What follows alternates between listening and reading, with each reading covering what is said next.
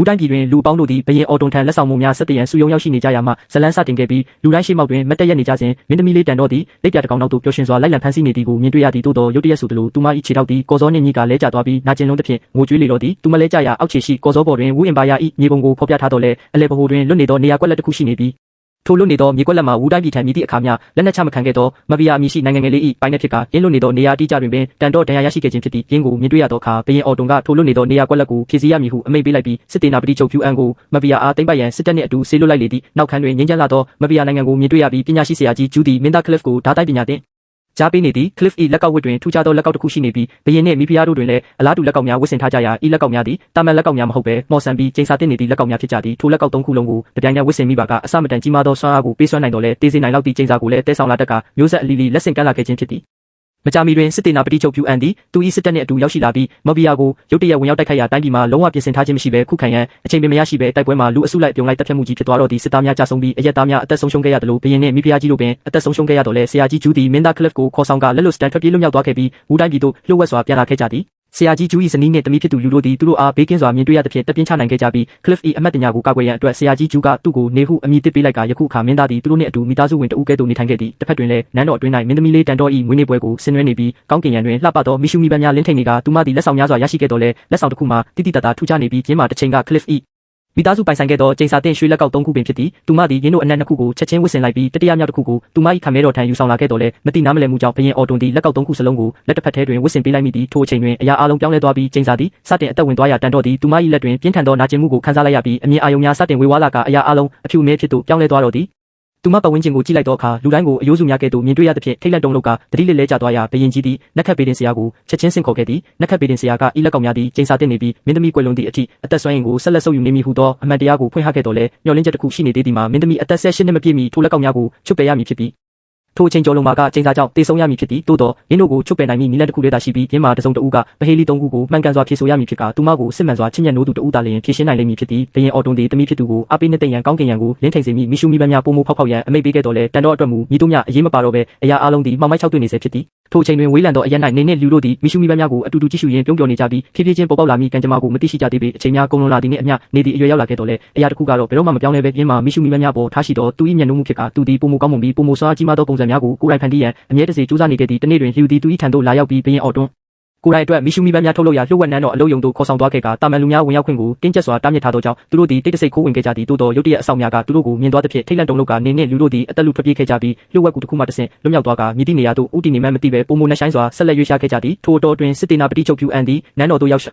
ည်လာပြီးမင်းသမီးတန်တော့ကိုဓာတိုင်းပညာသင်ကြားပေးရန်ကြိုးပမ်းတော်လဲတန်တော့ကညှင်းဆန်ခဲ့တော်လဲဖြူအန်ကရှေ့သို့တက်လာခဲ့သည်တန်တော့သည်လက်ကောက်ဤဆွမ်းအားကိုအသုံးပြုကလျှက်စီးကဲ့သို့လျင်မြန်စွာလှုပ်ရှားပြီးသူ၏နောက်ွယ်၌ချက်ချင်းပေါ်လာသဖြင့်ဖြူအန်သည်အံ့အားသင့်သွားတော်လဲသူသည်စစ်တီတော်တဦးဖြစ်၍နောက်ဆုံးမသွားဘဲတိုက်ပွဲကိုဆက်လက်ဆင်နွှဲခဲ့သည်ဓာတ်ခုတ်ပွဲသည်ပြင်းထန်လာပြီးနန်းတော်အပြင်ဘက်အထိရောက်ရှိသွားကတစ်ချိန်တည်းမှာပင်နေနှင့်လူတို့သည်ကူထဲမှထွက်လာပြီးမတိလိုက်ပဲထိုနေရာသို့ဆိုင်ညံ့ရောက်ရှိလာခဲ့ကြသည်နေသည်ဖြူအန်ကမင်းသမီးကိုတိုက်ခိုက်နေသည်ကိုမြင်တွေ့ရပြီးအခြေအနေကိုအထင်လွဲသွားကတွတ်ဆုတ်မနေပဲရှေ့သို့တက်၍ဖြူအန်ကိုစိန်ခေါ်လိုက်ရာဖြူအန်သည်ဒေါသထွက်ကလက်ခံလိုက်ပြီးပြင်းထန်သောတိုက်ပွဲကြီးစတင်ခဲ့သည်နေသည်မယုံကြည်နိုင်လောက်အောင်ထူးချွန်သောကျွမ်းကျင်မှုဖြင့်တိုက်ခိုက်ခဲ့သဖြင့်ဖြူအန်ကိုအလွန်အံ့အားသင့်စေကဖြူအန်ကဆရာကြီးကြောက်ကမင်းရဲ့ဆရာလားဟုပင်မေးမြန်းခဲ့ရသည်အကြောင်းမှာအမှန်တရားမှာဆရာကြီးကြောက်သည်သူတို့နှစ်ဦးလုံးကိုတင် जाပေးခဲ့ခြင်းဖြစ်ပြီးသူတို့၏တိုက်ခိုက်ရေးစတိုင်များသည်လုံးဝနီးပါးဆင်တူနေသောကြောင့်ဖြစ်သည်သို့တော့သူ၏ကျွမ်းကျင်မှုရှိလင်ကစားနေသည်ကြာရှိမခံနိုင်ပဲဖြူအန်ကအသာစီးရရှိသွားကသူ့ကိုတက်ရန်ဓာတ်ဖြင့်ခုတ်ကြတွင်ရုတ်တရက်တန်တော့ကဝင်ရောက်ကာကွယ်ပေးခဲ့သည်သူမသည်သူမ၏လက်မောင်းဖြင့်ထိုတိုက်ခိုက်မှုကိုပိတ်ဆို့လိုက်ရာဖြူအန်၏ဓာတ်သည်မော်လက်ကောက်နှင့်ထိမိပြီးအစိတ်စိတ်မော်ပျက်စီးသွားကနေ၏အသက်သည်ကဲတင်ခြင်းခံလိုက်ရသည်တန်တော့သည်ဖြူအန်ကိုမောင်းထုတ်လိုက်ပြီးနေဘက်သို့လှည့်ကသူ၏အရေးချင်းကိုသဘောကျသဖြင့်သူမကိုလေ့ကျင့်ပေးရန်တောင်းဆိုရာနေကသဘောတူခဲ့ပြီးသူတို့သည်အတူတူလေ့ကျင့်ခြင်းတင်ယူခြင်းနှင့်ရေမောခြင်းတို့ဖြင့်အချိန်များကိုကုန်လွန်စေခဲ့ကသူတို့အကြားတွင်တိတ်ဆိတ်သောတန်ရောစင်တစ်ခုစတင်ကြီးထွားလာခဲ့သည်သို့သောထို့နောက်တွင်ထူးဆန်းသောအရာတစ်ခုဖြစ်ပျက်ခဲ့သည်မှာနေသည်လက်ကောက်များကိုထိမိသောအခါအတိတ်အမှတ်တညာများ၏အပိုင်းအစများဗီဒီယိုကဲ့သို့သောအာရုံများကိုစတင်မြင်တွေ့လာရခြင်းဖြစ်ပြအကြောင်းမှာထိုလက်ကောက်များသည်တစ်ချိန်ကသူနှင့်သူမိသားစုပိုင်ဆိုင်ခဲ့ခြင်းဖြစ်တော်လဲနေသည်ဘင်းကိုမမတ်မိသေးပေသူတို့၏တန်ရောစင်မှာပုံမနှဆိုင်လာတော်လဲမထွက်ခွာမီတန်တော့ကသူ့ကိုလာပြညမှာငါ့ကိုလာမတွေ့ပါနဲ့ဟုတတိပေးကထွက်ခွာသွားခဲ့သည်ထိုညတွင်ဖြူအန်သည်လှုပ်ဝက်ကူတစ်ခုအတွင်းရှိမော်ရီကန်ထဲတွင်ရက်နေပြီးပုံမကြီးမားသောဆွမ်းအားကိုရရှိရန်ကြိုးပမ်းနေတော်လဲမြည်သည့်အရာများဖြစ်မလာပဲထိုစဉ်နက်ခတ်ပေတင်ဆရ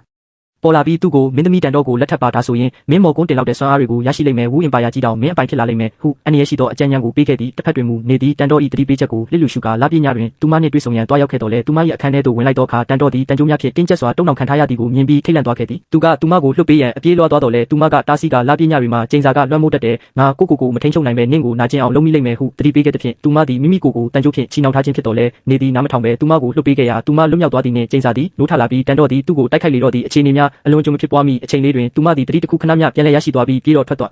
အားတော်ဟုသူ့ကိုအသေးအတန်ပြောကြားခဲ့သဖြင့်နေသည်သူမ၏ထိတ်လန့်ဖွယ်ကောင်းသောထိုအတွင်းကိုမြင်တွေ့ကအန်ရကိုနောက်ဆုံးတွင်နားလည်သွားပြီးထွက်ခွာသွားခဲ့သည်သို့တော်ယခုအခါအရာအလုံးပြောင်းလဲသွားပြီးနောက်တစ်နေ့တွင်မင်းသမီးတန်တော်၏ခမဲတော်ဘရင်အော်တုံသည်သူမထံလာရောက်ကလုံဖူမင်းသားသည်သူမအားလာရောက်တွေ့ဆုံပြီးဖြစ်၍ပြင်ဆင်ထားရန်ပြောကြားခဲ့သည်တန်တော်သည်အံ့အားသင့်သွားပြီးသူ့ရဲ့ညီငယ်လေးကတမီးကြောင့်တေဆုံးသွားခဲ့တာကိုအခုသူကဒီကိုလာနေတာလားဟုခမဲတော်ကိုတတိပေးကတခုခုမာရွေးနေကြောင်းခံစားမိတော့လဲဘရင်အော်တုံကသူမ၏စိုးရိမ်မှုကိုလစ်လူရှုကာပြင်ဆင်ရန်သာပြောခဲ့သည်ထို့တော်တွင်လုံဖူမင်းသားသည်သူ၏အဆောင်များနှင့်အတူမြို့ထဲသို့ဝင်ရောက်လာပြီးရှုပ်ထွေးလာသောလမ်းမများတစ်လျှောက်ရွေ့လျားနေစဉ်လေဦးနှင့်သူမ၏တငယ်ချင်းသည်မင်းသား၏တံမိုးကြီးလာသောဓားမြောင်ကိုတိတ်တဆိတ်ခိုးယူကာထွက်ပြေးသွားခဲ့သဖြင့်မင်းသားသည်သူ၏စစ်သားများနှင့်အတူချက်ချင်းလိုက်လံဖမ်းဆီးရလိုက်လံမှုသည်ကမောက်ကမဖြစ်သွားပြီး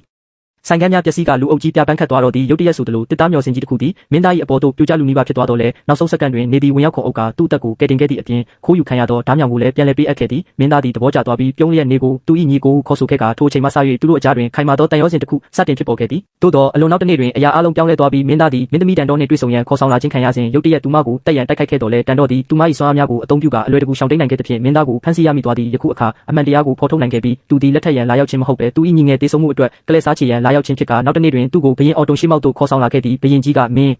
်းပဟေလီသုံးခုကိုမှန်ကန်စွာဖြေဆိုနိုင်ရင်မင်းကိုလွန်ငင်းခွင့်ပေးမယ်ဘာလို့လဲဆိုတော့မင်းသမီးကိုစစ်မှန်စွာချစ်တဲ့သူပဲဒါကိုဖြေရှင်းနိုင်လို့ပဲဟုအခွင့်အရေးပေးခဲ့တော်လဲမင်းသားကညှဉ်းဆန်ခဲ့ပြီးထိုကိန်းတွင်ပါဝင်မိအစားတေဆုံးခြင်းကိုသာရွေးချယ်မိဟုဆိုခဲ့သည်မင်းကိုမြင်တွေ့ရသောအခါနေသည်ရှေ့သို့တက်လာပြီးသူ့ကိုယ်စားကျွန်တော်ပဟေလီတွေကိုဖြေပါမယ်ဟုဆိုခဲ့သည်အကြောင်းမှာသူ့အတွက်ထိုမင်းသားသည်တစိမ့်တဦးမဟုတ်တော့ပဲမိသားစုဝင်ညီကိုတဦးဖြစ်နေသောကြောင့်သူ့ကိုအတိမခံနိုင်ခြင်းဖြစ်ကလူကရှင်ရှုံးနေသွားရင်ရှင်လည်းတေးရလိမ့်မယ်ဟုတားဆီးတော်လဲနေသည်ဂရုမစိုက်ပဲသူ၏ရွေးချယ်မှုကိုပြုလုပ်ခဲ့ပြီးဖြစ်သည်ထို့ကြောင့်စိန်ခေါ်မှုကိုတတ်မှတ်လိုက်ပြီးပဟေလီ၃ခု၃ရက်ဖြစ်ကအမတ်တစ်ခုတည်းနှင့်အသက်ဆုံးရှုံးရမည်ဖြစ်သည်နောက်တစ်နေ့တွင်ဘရင်မင်းသမီးနှင့်အလဲဘဟိုတွင်နေလို့အလုံးစုယုံရောက်ရှိလာကြပြီးမင်းသမီးတန်တော်သည်သူ၏ထံသို့ရှောက်လန်းလာကပထမဆုံးပဟေလီဖြစ်သည်မောင်မိုက်ချင်းထဲမှာမွေးဖွားပြီးလင်းထိန်ချင်းထဲမှာတေဆုံးရတာဘာလဲဟုမေးမြန်းခဲ့သည်နေသည်အဖြေကိုစဉ်းစားရန်မျက်စိမိတ်ထားတော်လဲအဖြေထွက်မိအစားအတိတ်မတ်တညာအာယုံတစ်ခုကိုမြင်တွေ့ခဲ့ရပြီးသူ၏မိခင်အခန်းထဲသို့လမ်းလျှောက်ဝင်လာသည်ကိုမြင်ကပင်မှစစ်တေနာပတိချုပ်ပြူအန်ကမဘီယာကိုတိုက်ခိုက်ခဲ့သည့်နေ့ဖြစ်ပြီးသူ၏မိခင်ကဘရင်ကြီးကိုလက်ကောက်တွေကိုဝစ်စင်ပါရှင်းတိုက်ခိုက်ရမယ်ဟုတိုက်တွန်းခဲ့သည်အစပိုင်းတွင်ဘရင်ကညှဉ်းဆန်ခဲ့တော်လဲနောက်ဆုံးတွင်လက်ကောက်၃ခုလုံးကိုလက်တစ်ဖက်ထဲတွင်ဝစ်စင်လိုက်ရာထိုချိန်တွင်သူသည်အလွန်မင်းစွမ်းအားကြီးမှကတားဆီးရမရပဲရန်သူများကိုတယောက်ပြီးတယောက်ချေမှုန်းခဲ့သည်ရုတ်တရက်နေသည်လက်တွေ့ဘဝသို့ပြန်လည်နိုးထလာပြီးအချိန်စေးသွားတော်လဲသူသည်မဖြေဆိုနိုင်ခဲ့သဖြင့်အဆောင်များကသူ့ကိုဖမ်းဆီးကစူပွက်နေသောစီပူအိုးထဲသို့ချပစ်မိရက်ဆက်လာသောကွန်မြတ်မှုစီသို့ခေါ်ဆောင်သွားကြရာယခုခါအရာအလုံးသည်လက်ချီမြင့်တမျှစိုးရင်စရာဖြစ်သွားတော့သည်နေကွန်မြတ်ခံရတော်မူကိုမြင်တွေ့ရသဖြင့်လူသည်သူ့ကိုကယ်တင်ရန်ခမဲတော်ထံအသေးအတန်တောင်းပန်ခဲ့တော်လဲဆရာကြီးကျူးသည်မတက်နိုင်ပဲဘာမှမလုပ်ပေးနိုင်ခဲ့ပြီးကွက်တီထိုးချိန်တွင်နေသည်နောက်ထပ်အာယုံတစ်ခုကိုရရှိခဲ့ပြီးသူ၏မိခင်ကဆရာကြီးကျူးနှင့်အတူလိုက်သွားရန်နှင့်မင်းကငါတို့ရဲ့နောက်ဆုံးမျှော်လင့်ချက်ပဲဟုပြောကြားနေသည်ကိုမြင်ကနေသည်မျက်စိဖွင့်ပြီးနောက်ဆုံးတွင်ဖြေကတော့မျှော်လင့်ချက်ဖြစ်ပါတယ်ဟုပြောဆိုလိုက်သည်သူပြောလိုက်သည်နှင့်တန်တော်၏လက်ကောက်တစ်ခုသည်အစိတ်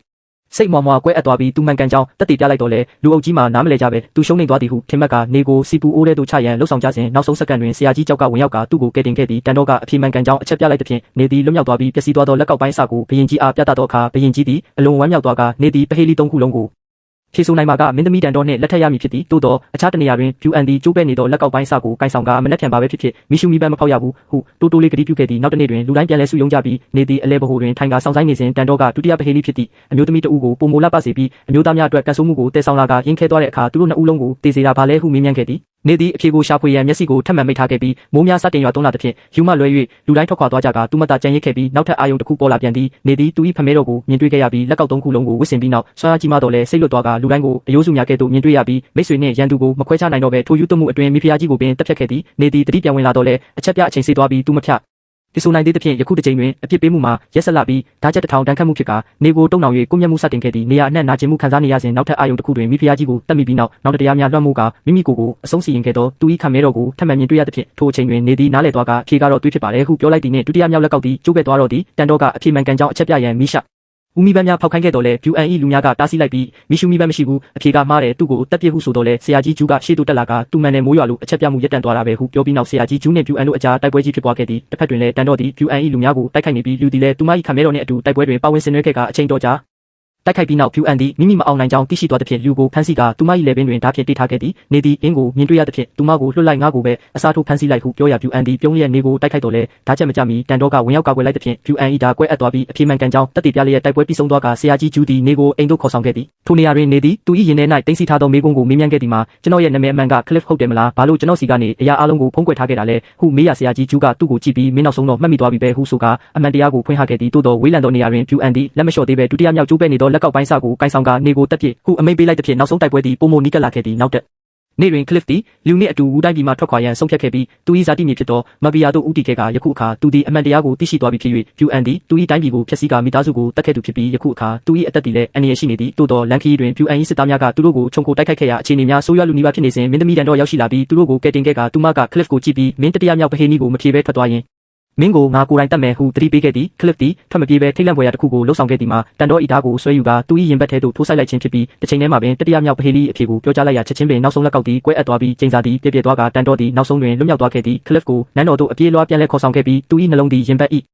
ညာဘက်ချမ်းတွင်ရှိနေသောကြောင့်အသက်ရှင်လွတ်မြောက်ခဲ့ကနောက်ပိုင်းတွင်လူတိုင်းထွက်ခွာသွားသောအခါတန်တော့သည်သူ့ထံလာရောက်ခဲ့သည်သူမသည်ကျိန်စာကိုအဆုံးသတ်ပေးပြီးသူမ၏အသက်ကိုကယ်တင်ပေးခဲ့သည့်အတွက်ကျေးဇူးတင်စကားပြောကြားခဲ့ကထို့နောက်သူ့ကိုလက်ထပ်ရန်တောင်းဆိုတော်လဲ Cliff ကမင်းကဘသူလဲဆိုတာကိုအမှန်တကယ်သိရှိသွားတဲ့အခါမှသာငါမင်းကိုလက်ထပ်ပါမယ်ဟုဆိုခဲ့သည်ထို့တော့တွင် UN သည်ကျိုးပဲ့နေသောလက်ကောက်ပိုင်းစာ၃ခုလုံးကိုစုဆောင်းကမော်ရီကန်ထဲသို့ဝင်ရောက်ပြီးရင်းတို့၏စွမ်းအားများကိုဆုပ်ယူလိုက်သဖြင့်ဘယ်တော့ခါကထပ်မဆိုပုံမတန်မာလာခဲ့ပြီးလက်ထပ်ပေးတင်စရာကယခုခါလက်ကောက်ရဲ့စစ်မှန်တဲ့ပိုင်ရှင်ကလွဲလို့မင်းကိုဘသူမှမတတ်နိုင်တော့ဘူးဟုသတိပေးခဲ့သည်ရင်းကိုကြားသိရသောအခါ UN သည်တက်တည်မကြံရစ်စေရန်နှင့်လျှို့ဝှက်ချက်များကွဲပြောက်စေရန်လက်ထပ်ပေးတင်စရာကိုချက်ချင်းတက်ပစ်ခဲ့ပြီးဆရာကြီးကြောက်ကိုပါတက်ရန်ကြိုးပမ်းတော်လဲမအောင်မြင်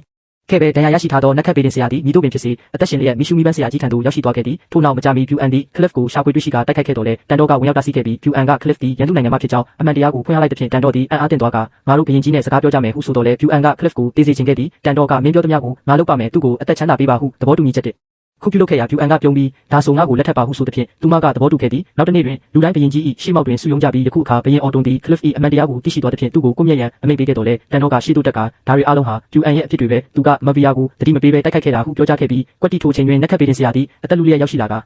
အရာအလုံးကိုဖွင့်လိုက်သဖြင့်အမှန်တရားပေါ်ပေါက်သွားက UN သည်ရွေးချယ်စရာမရှိတော့ဘဲပုံကန်လျက်ဘရင်ကိုတိုက်ခိုက်လေတော့သည့်နေရာအနှံ့တွင်ကမောက်ကမဖြစ်ပွားကကြီးမားသောတိုက်ပွဲကြီးစတင်ခဲ့ပြီးတိုက်ပွဲအတွင်းယခုအခါ UN သည်အလွန်မင်းစွာကြီးမားနေသဖြင့်ဆရာကြီးကျူးမှတက်ဖြတ်ခြင်းခံခဲ့ရကတန်တော့နှင့် Cliff တို့သည်မီရှူမီပန်းများပြည့်နေသောကူတစ်ခုအတွင်းသို့ထွက်ပြေးခဲ့ကြတော့လဲ UN ကနောက်ကလိုက်လာခဲ့သည်သူတို့သည်ပောက်ကွဲမှုတစ်ခုကိုဖန်တီးက UN ကိုကြောက်တုံးများအောက်တွင်မြုပ်နှံခဲ့တော်လဲသူသည်ရခင်ကထက်ပုံမတမစွာဖြင့်ပြန်လဲထလာခဲ့ပြီးနောက်ဆုံးတိုက်ပွဲကြီးစတင်ကတန်တော့သည်ပြင်းထန်စွာဒဏ်ရာရရှိခဲ့သည့် Cliff သည်ယခုအခါတန်တော့၏တွင်းများဆုံးပိနေသောသူ၏ဓာတ်ကိုကိုင်ဆောင်က UN ကိုထိုးနှက်တိုက်ခိုက်ခဲ့သည့်အကြောင်းမှာလက်ကောက်၏စစ်မှန်သောပိုင်ရှင်သာလျှင်သူ့ကိုတတ်နိုင်မည်ဖြစ်ပြီးတန်တော့သည်ထိုပိုင်ရှင်ဖြစ်နေခဲ့သောကြောင့်ဖြစ်က UN သည်နောက်ဆုံးတွင်ရှုံးနိမ့်သွားခဲ့တော်လဲ